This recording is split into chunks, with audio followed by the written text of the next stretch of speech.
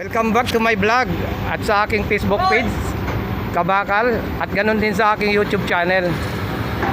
Sa ngayon mga kabakal, ang aking bibidyo ay itong shear wall na ang haba nito 12 meters. Bali yung ginamit dito ang vertical na bakal 28 mm. Galing siya dito sa corner, naka 3 bundle siya, ayan. At lahat siya ay naka 3 bundle. 12 meters po ang haba niyan. Bali ang ginamit na outer ito 16 mm. Ang laki nito sa pagitan niya yung ganyan 40 at dito 30. Kasi ang kapal ng ating shear wall ay 50 cm. Yung finish ng konkreto mga kabakal. Ayan, ano na sila ng unang horizontal. Ayan, may 4 na sila dito na nakalagay. Horizontal. Continuous yung pagano nito, paggawa. Kasi andyan yung mga tao nila. Andito.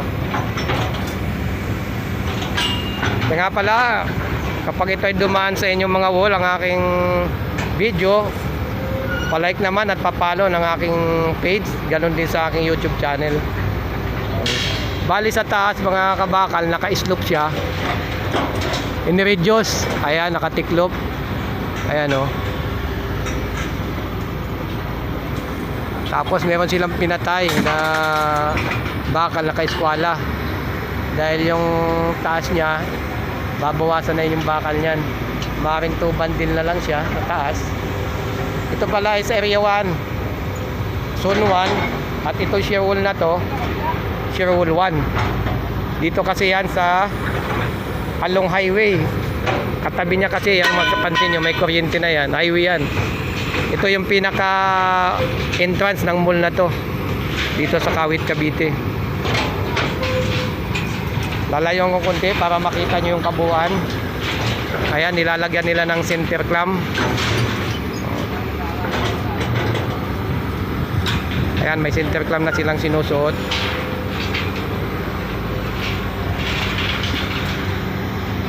Kasi angat nila yan ng 240.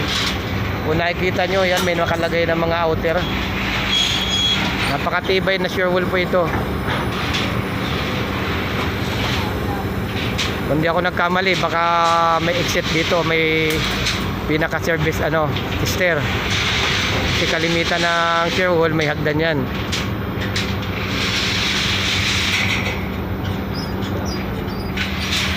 Kaya nga pala, shout out ako dyan sa aking kapatid kay Jose Garcia, at ganoon din sa aking mga pamangkin kay Daniel Pinachos yan sa Diet Camarines Norte.